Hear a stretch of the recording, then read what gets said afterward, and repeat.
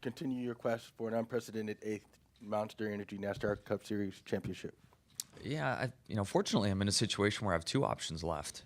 We're only a few points out, and then obviously winning can advance. So, think of Chase and some others in the situation they're in. Win looks like the only route. So, happy to still have two options. We scored some decent points last weekend, although we didn't get the finish result that we needed and wanted. But scored some stage points, and we'll maximize any and every opportunity we can this weekend to either win or get max points. Gotcha. We'll open the floor up for questions. We'll start with Holly King. Hi, Jimmy. Holly Kane, NASCAR.com. I just wondered if you could speak a little bit about, what you have to do this week here. And it kind of reminds me of last week. You kind of came in despite all the championships and all the success here, and it was kind of a low-key, well, we'll see if you can do it. And I don't want to say people are underestimating you, but it feels like, how can you forget? You're the reigning champion. You've won 7 of these things. I imagine you still feel very good about getting into the championship 4. Yeah, I do feel good about getting in, but I think we're all just so used to momentum, and we haven't had that extremely high positive momentum, race-winning momentum on our side just yet. And one thing I know about our team is when we get hot, and we can get hot quick, great things can happen. So, it's been, as we all know, summer wasn't fun for us. And as the playoffs have started, we've been able to ratchet it up some and clean up some areas. But, we're still searching a little bit and looking for more speed. We had a great test session in Homestead, and some great thinking and ideas that were put into place for this weekend. So we're excited to get on track. Knowing this weekend and how fast this track is, Phoenix is very fast for as short as it is. And obviously Homestead, we feel like we're a bit smarter, and hopefully we'll have a bit more speed in the car. Let's come down in front to Bob, and then we'll go to Claire. Bob Pockris, ESPN. If you're behind Denny Hamlin and Chase Elliott on Sunday, do you think about what happened to them, and do you have to be any extra careful? Yeah, you stay aware. I mean, there's no doubt about it. You don't want to be caught up in something that you don't need to be. But we'll just see how that evolves. I mean, last weekend was crazy on a lot of levels. When we're coming to the checkered flag and cars are crashing, and I'm off the gas on the brakes, trying not to drive underneath the back of the car in front of me, and I hear cars going by on the rev limiter. Guys just wide open trying to cross the finish line, not caring what's in the way in front of them. Is pretty crazy environment that we lived through last week in Martinsville. Claire B. Lang, Sirius XM NASCAR Radio. Totally different racetrack here. Do you expect the same sort of kind of crazy environment, though, because so much is on the line this weekend? And then a lot of discussion about your team, and many years you've struggled, but then have come back and won. How different is this from any other year that the 48 is not there yet, but then, bam, there they are? Yeah, I mean, we're a victim of our own success in some regards. The expectations are high. A 20-race winless streak is considered a big thing when, it's hard to win just a race. So there are expectations put on us, and I'll accept them. That's fine. I have high expectations for myself. But, the sport isn't easy. It really isn't. And I think it speaks to how when a team or an organization is on, like we see right now with a couple teams, how special that is. And when I reflect back on what the 48's been able to accomplish, just how special that is. It's not easy to do, but we're not done. No one on this team is, and we're ready to get back on top, and whatever work that needs to go into it, we're ready. We've been trying extremely hard to get there. We just haven't got there yet, but we'll get there. First part of your question. The speeds really kind of dictate that. I would say restarts, knowing how tough it is to pass and how narrow the groove was here in the spring, restarts will be key. But after that, once we get up to speed, we just can't do things here that you do at Martinsville. Let's go right over here. Jimmy, Jerry Fraley from the Dallas Morning News. You're a young man. You're being successful in this sport. But as you see your peers start to walk away and try other things and investigate other parts of life, does that ever cross your mind that, I'd like to try that, maybe it's time to try something else? For me, I've always chased an experience in the car that you know, I've had curiosity watching guys like Rusty Wallace and Mark Martin and Dale Jarrett when they've walked away, and I've asked them questions when they were in those points in time. Obviously now Jeff Gordon, Tony Stewart, Dale. You know, there's a point in time where somebody's either set a date out there and says, I'm like Rusty, I'm going to stop at this point. That time came, he wasn't ready. He didn't like that, so I filed that away. Mark Martin thought he was ready a couple times, and he wasn't. He kept coming back. You know, others, that fire's out, and they're ready to step down and happy to walk away. So I'm on my own journey. I still feel like I have more to accomplish, and I still love being in that race car. So as long as that's there, you know, I'll be out here driving you guys crazy week in and week out. Let's go to Nate, and then we'll go to Jim, and then to Lee. Nate Ryan, NBC Sports. Jimmie, this is kind of crazy to ask a 7-time champion.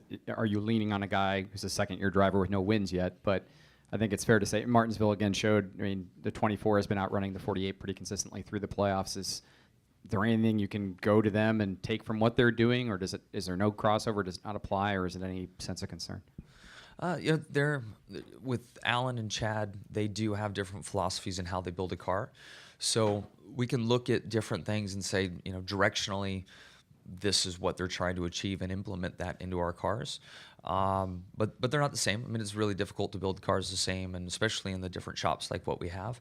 But it does give us great optimism knowing that our equipment can go that fast. You know, we just haven't figured out our mousetrap like we need to.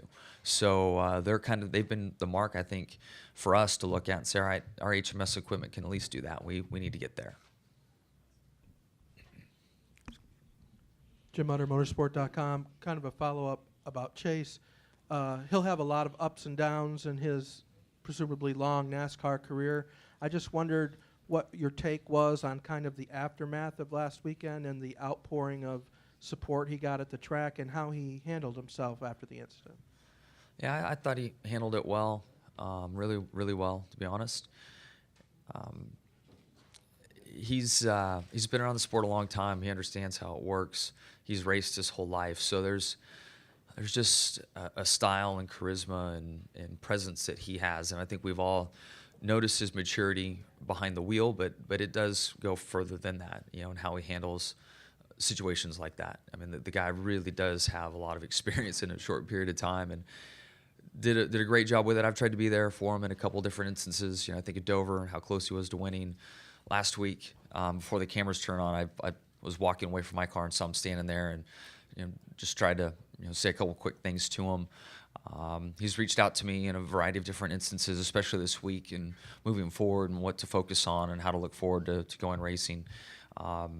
You know, so he asks questions, and I'm sure he has anybody in the world that'll tell him what their opinion is, but it's neat when he asks, and I can try to, you know, frame it up from my point of view and share some experience and, you know, kind of help him grow. But he has great resources with his dad, with Jeff, myself, you know, Dale's there. It's just on and on. So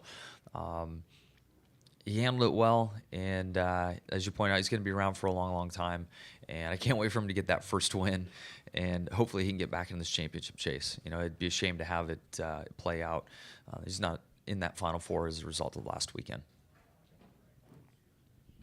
Hey, SpencerMotorsport.com.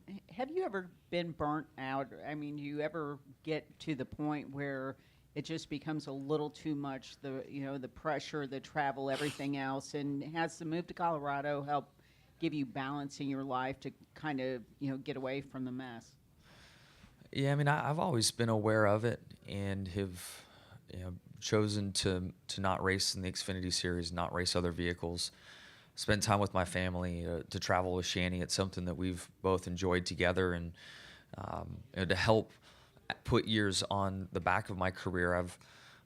We've had a place in New York. We have the place in Colorado. We're not there now full time. That was kind of a last winter project that was a ton of fun, and I wish I could do it more often. But we do look for those outlets just to help.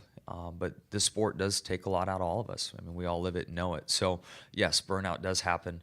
But what's neat being in a team environment like I am, if I'm feeling the wear and tear, I just look around and I have my teammates and Chad and all the other guys to kind of lift you up and get you back going. But it is a fine balance. It really is, and I think I work harder than maybe some others do to try to build that into my lifestyle. He works harder. and it doesn't necessarily help. I've tried, and Jeff, Rick, and on, but he just works harder and harder. And it's served me very well. It doesn't make it easy at times, but it's turned out all right for me. Go. So we'll go right here to my left, and then we'll wrap up with Mark. Jimmy, direct left over here. Brad Gilly, PRN, Sirius XM. I know you don't need any extra motivation to get to Homestead, but with you and Chase below the cut line, does it weigh on you anymore to make sure Chevrolet doesn't get shut out? Yeah, I mean it's in my mind. I mean, from a teammate perspective, Chase, a Chevrolet, those things do kick into mind. Of course, I'm selfish and most worried about myself and what benefits me, which would then benefit Chevy. But yeah, I want a Chevy in that Final Four without a doubt. Hadn't thought of it really until now, but yeah, we need one in there. Mark Garrow, PRN. Jimmy, last year you go to Homestead, it's must win. You spend most of the race behind, but you just kind of waited for it to come to you. When you had your opportunity, you seized it. What kind of mentality do you have to have inside the car? You must win, like maybe Sunday you talked a little bit about really needing to win this race, but not trying to overdo it early or just sit there and wait and wait and wait till you get your opportunity and then try to make it happen. Yeah, racing's changed so much on its own, path of progression. And then when you look at stage racing, in the way we crown a champion now with one race, winner take all, you need to absolutely capitalize on opportunities that pop up. And that could be as simple as qualifying to a restart, whatever it might be. When you retrace your steps and look at what led to a race win, sometimes it's one position on a pit stop that had you in a different lane. So it's really hard to put to say there's a clear path to victory and clear path to success, but walking that fine line and being the aggressor and taking advantage of opportunities is key. But it's more complex, and there are more variables today than when I started 16 years ago. And I think that makes it much more entertaining for the fans to watch, but we're all living in dog years, living it day after day. It's very stressful. Well, all right, Jimmy. Well, thank you for your time. Good luck this Thank you. weekend and the rest of the way.